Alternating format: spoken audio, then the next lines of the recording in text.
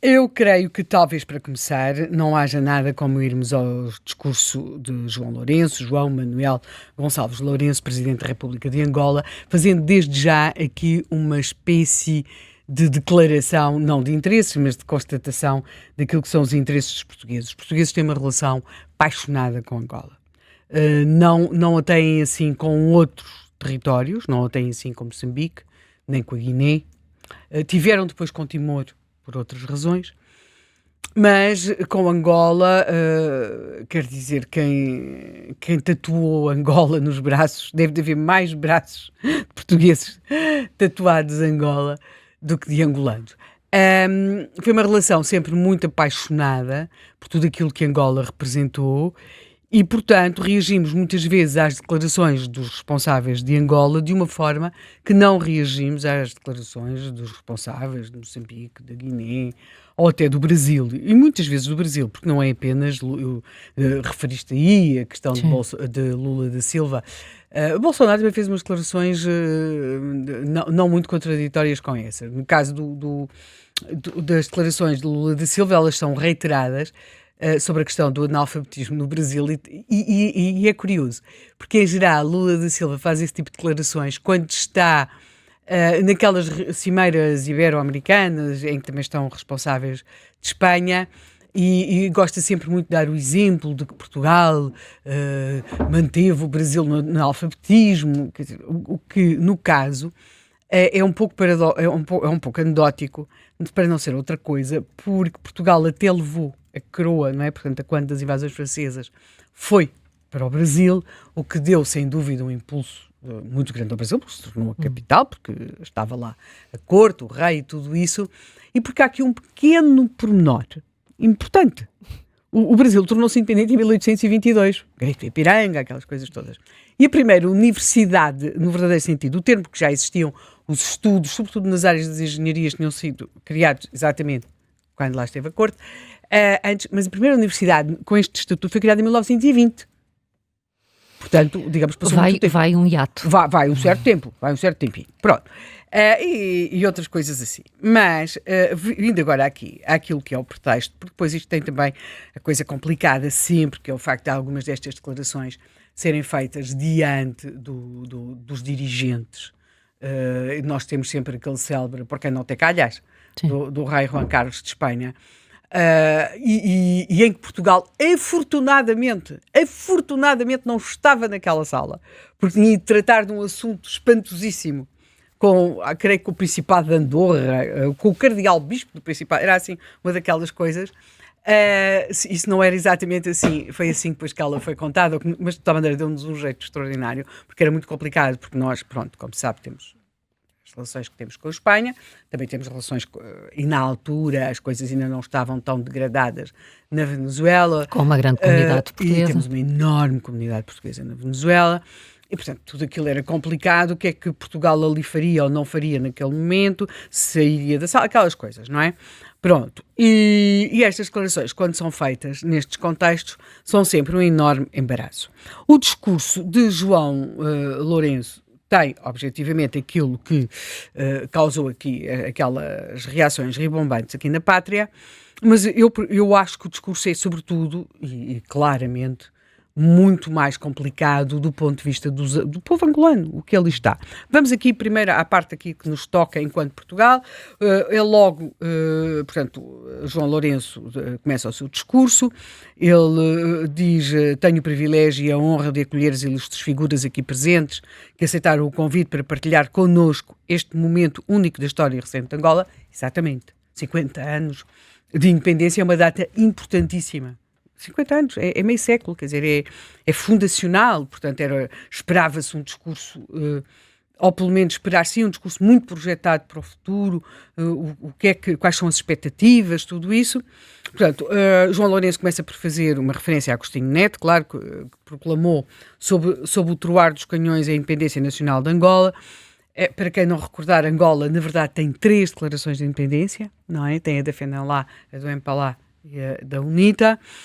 Claro que vigora depois para o futuro, quer dizer, mas é uma nação profundamente dividida quando proclama a sua independência e aí depois começa o João Lourenço, vai fazendo aquelas saudações, tudo isso, tudo normalíssimo, e depois diz: fizemos uma caminhada difícil nestes 50 anos, em que fomos forçados a transpor obstáculos e enfrentar situações complexas no contexto da Guerra Fria, em que tivemos de nos bater tenazmente pela preservação da nossa independência e soberania nacional. E aí, agora vai começar. Mal tínhamos acabado de vencer o colonialismo português, que nos oprimiu e escravizou durante séculos, tivemos de imediato de enfrentar o regime retrógrado do apartheid, que representava uma ameaça permanente aos povos da África Austral. Ou seja, em termos históricos, isto é bastante, quer dizer, é assim, uma história tratada de uma forma muito pressionada, porque aquilo que acontece é que nós temos um país profundamente dividido naquele dia, 11 de novembro de 1975. Depois, esta ideia de um colonialismo que oprime, que escraviza durante séculos, como se depois, a partir daí, ou como se houvesse um país unido naquele dia e como se tudo aquilo tivesse resultado da luta do MPLA, toda aquela independência. Bem, mesmo assim, tratando esta história ao pontapé, portanto, isto é óbvio, e agora para Portugal, isto é complicado, porque Marcelo Rebelo de Sousa estava presente e é claro que não aquelas coisas efusivas dos sair das salas e não sei o quê, não faria qualquer sentido mesmo, não é? Todos os governantes têm de estar preparados para ouvir coisas. Depois, é claro que poderia ter havido ali uma gestão das circunstâncias melhor do que aquilo que Marcelo fez, mas é sempre, quer dizer, porque fica sempre aquela sensação, quer dizer, não tem mais nada para dizer, não há aqui uma referência à dor, à divisão dos angolanos, não, nada, é todo, mas essa é, para mim, a parte, claro, como Portugal, uma pessoa sabe que isto também é necessário dizê-lo assim, porque João Lourenço precisa de pegar naquele património da luta para se reforçar a si mesmo, mas depois o que vemos, e é isso que eu acho que é complicado, é se nós mesmos, com este estardalhaço sobre aqui esta referência à escravização, os portugueses não escravizaram sozinhos, não é? Compravam-se escravos e os próprios, e há representantes muito importantes daquilo que é a sociedade e a história angolana, de comerciantes de escravos, pronto, mas deixemos isso. O que é complicado é 50 anos depois, este homem não tem mais nada para dizer, se não ir buscar a história, vai buscar Portugal, vai buscar a Guerra Fria, vai buscar a África do Sul, para um país que teve a guerra civil que teve, e com processos complicadíssimos e de grande dor para todos os angolanos, de todos os campos políticos. Não há aqui uma... É como se aquela guerra tivesse sido assim uma coisa vinda, fosse uma coisa de extraterrestres. Depois tem aqui algo que talvez a referência mais interessante seja a questão da campanha, o grande esforço para a desminagem do território. E depois há... quer dizer, são 23 anos de paz em que a expectativa é conseguir acabar a desminagem. Depois diz, a dada altura, dispomos atualmente de uma produção de energia elétrica suficiente para as nossas atuais necessidades. É preciso que se entenda que, segundo a página do próprio governo de Angola, a cobertura elétrica ainda não é de 50%. Ainda não é de 50%. Estamos a falar de um país profundamente rico em matéria de recursos naturais, e em que a grande obra que aqui é apresentada, e é de facto, é muito importante para o desenvolvimento de Angola, mas é uma grande obra que estava lá em 1974 com o Corredor do Lobito. Não é? Portanto, e João Lourenço tem mesmo aqui, dedica 2 parágrafos, ele diz: o Corredor do Lobito é um polo gigantesco de desenvolvimento. Quer dizer, o Corredor do Lobito já lá estava, aliás, qualquer entidade que administra Angola, governa Angola, percebe como é importante o Corredor do Lobito. A questão é que o Corredor do Lobito, que era de facto muito importante em 1973-74, aliás, a economia de Angola crescia de uma forma absolutamente vertiginosa. Eu acho que é muito interessante nós vermos entre os diferentes livros que há sobre isso. Por exemplo, há um que é muito interessante, que é do João Vanzeler. Ele foi administrador de um banco em Angola, esteve lá há vários anos, e que é a forma pujante como Angola crescia, não é? E que segundo ele, o crescimento económico era tanto que criou uma espécie de ilusão a muitas pessoas de que nunca, quer dizer, que viria à independência, sim, e vê-se como ele diz, nunca esteve em causa as pessoas não aderirem à independência de Angola.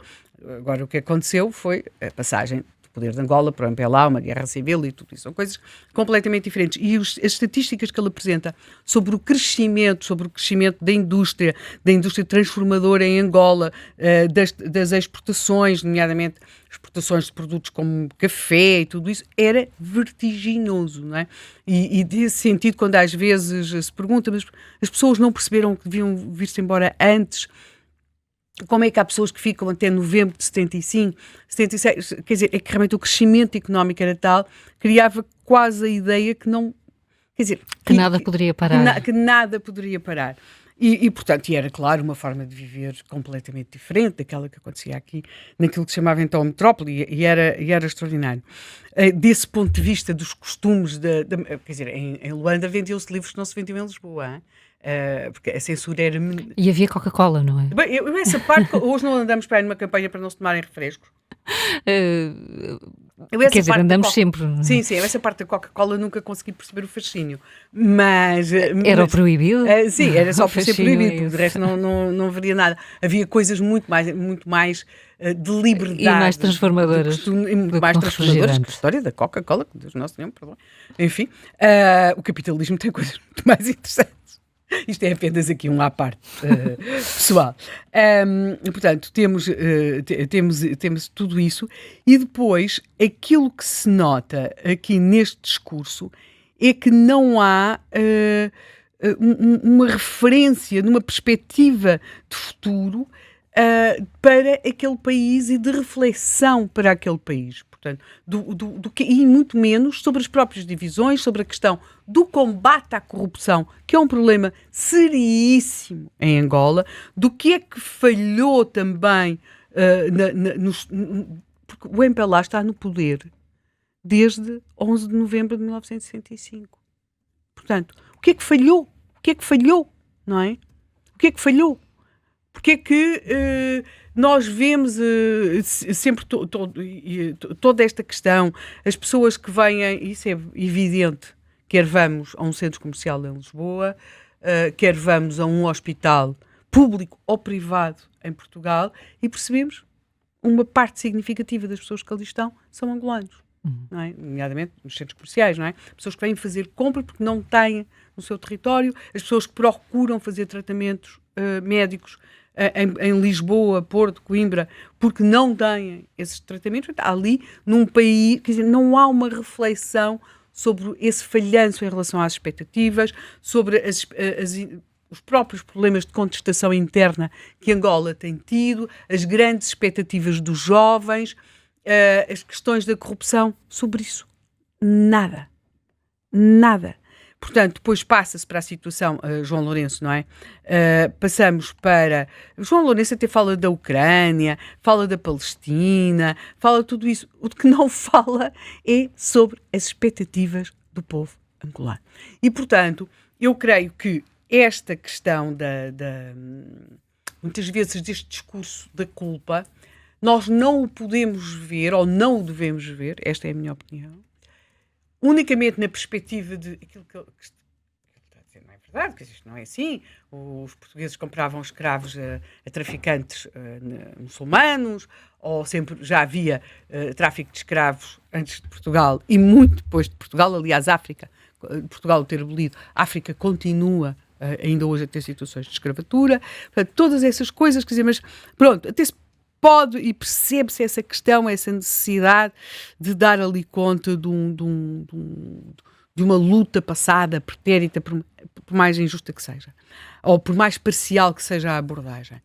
São, sobretudo, seleções de momentos históricos, como referi aqui esta manhã, quando apresentei o programa, quer dizer, nós vemos isso com os espanhóis têm neste momento essas questões, por exemplo, com o México, e note-se que aquilo, naquela parte daquele continente, antes dos espanhóis terem chegado, tinha havido massacres de uns povos a outros. Aliás, só isso é que explica como é que os espanhóis, apesar de serem tão poucos, conseguiram dominar tão facilmente. É que eles vão encontrar aliados. E vão encontrar aliados naqueles povos que se viam, muitas vezes, massacrados, e depois temos também a questão dos sacrifícios humanos e tudo aquilo, portanto, que viam os seus filhos serem, muitas vezes, levados para esse tipo de práticas, portanto, havia, e isso não é referido. A própria inteligência artificial, isso é muito engraçado, se nós metermos Incas massacre, a única referência que encontramos é em relação aos massacres perpetrados pelos espanhóis e que perpetraram massacres. Portanto, há aqui uma omissão da história, um recair da culpa, o tal fardo do homem branco. Mas esta discussão, e depois temos aquelas coisas das reparações, que me parecem ser absolutamente um delírio, mas o que eu acho é que, sobretudo, esta discussão apaga e esconde a outra discussão que, sobretudo, estes líderes hoje não querem ter. Estes líderes destas nações, que são comparativamente jovens, estes Estados, nações não, estes Estados são comparativamente jovens, nesta forma de organização, enquanto independência, que é porque é que, sendo muitos deles tão ricos, tendo populações jovens, o que é que falhou ali? Porque em termos de desenvolvimento, mesmo quando nós vemos os discursos que foram feitos a quando das independências, as expectativas eram enormes. O que é que falhou? Foram as governações, foi a relação paternalista que as antigas potências coloniais muitas vezes desenvolveram com esses países, foram as armadilhas das ajudas, não é? Que muitas vezes... Esse contexto da Guerra Fria não o podemos ignorar, sobretudo em África, não é? E depois temos a entrada de outras potências, não é? Nomeadamente, curiosamente, João Lourenço refere os soldados cubanos em Angola, que ajudaram a combater, é curioso que ele diz que ajudaram a combater a África do Sul, nunca diz que ajudaram a combater o próprio MPLA, tem a seu lado, para se afirmar no momento da independência, tropas cubanas. Mas, claro, também não faria sentido fosse dizer isto num discurso da independência, mas quer dizer, mas convém refazer essa lembrança histórica. E, aliás, as tropas cubanas estavam lá com o MPLA antes da independência. Antes da independência. E essa é uma coisa muito complicada até para alguns militares portugueses, hoje em dia, ou num passado recente.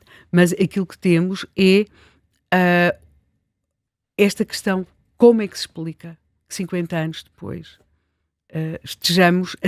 que João Lourenço tenha tido de fazer este discurso, e penso eu que não tanto, ou nem sequer por qualquer animosidade contra Portugal ou qualquer outro país, que não creio que seja, mas porque há um falhanço interno muito grande.